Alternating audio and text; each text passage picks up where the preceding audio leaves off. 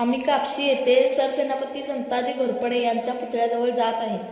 16वे सरसेनापती.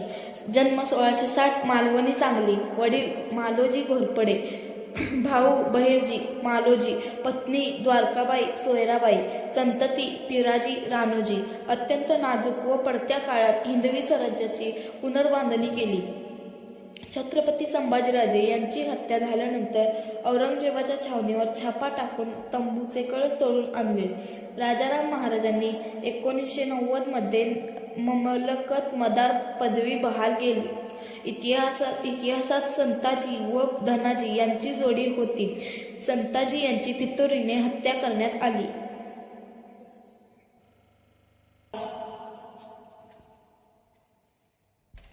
ही मूर्ती बघू शकता, किती आकर्षक आहे.